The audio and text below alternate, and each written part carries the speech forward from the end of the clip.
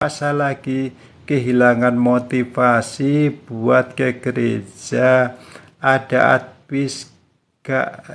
Oke, Anda sedang kehilangan motivasi untuk ke gereja. Oke lah, pertanyaan mendasar adalah Anda ke gereja untuk apa, gitu ya. Kalau Anda ke gereja itu hanya katakan menghabiskan waktu atau bertemu orang atau apa, ya pasti Anda akan kehilangan motivasi ya.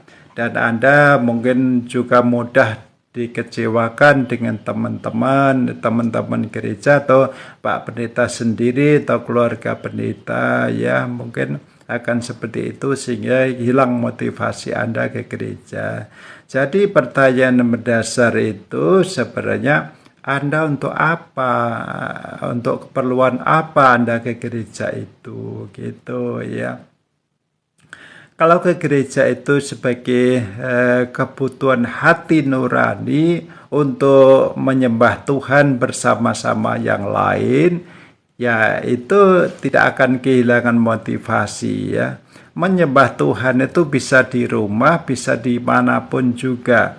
Tapi menyembah yang bersama-sama orang lain itu ada di gereja. Jadi di gereja itu sebenarnya tujuannya untuk menyembah Tuhan rame-rame begitu ya, bersama-sama gitu ya.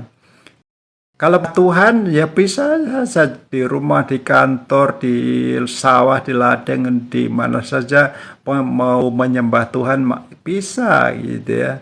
Tapi kan itu sendiri gitu ya.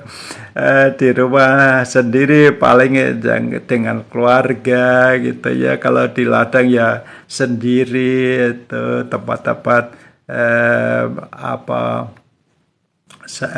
yang lain di kantor sendiri. Tapi kalau mau bersama-sama, ya itu tempatnya gereja. Lah gereja itu adalah bukan gedungnya ya. Nama gereja itu sebenarnya orang-orangnya. Orang banyak yang berkumpul menyembah Tuhan itulah gereja. Gitu. Jadi kalau orang banyak yang berkumpul itu ada di rumah, ya rumah itu gereja. Maksudnya orang-orangnya itu gitu untuk berkumpul gitu. Jadi kembali kepada Anda yang tidak ada motivasi atau kehilangan motivasi tadi, Anda perlu bertanya, saya tuh ke gereja untuk ngapain sih gitu. Gitu. Kalau Anda sudah menemukan bahwa ke gereja itu kebutuhan untuk bisa menyembah Tuhan bersama-sama yang lain, lah pasti ada motivasi untuk Anda. Tapi kalau hanya keperluan yang lain untuk bertemu teman, untuk bertemu siapa atau Pak Pendeta atau siapa, ya itu pasti akan kehilangan motivasi.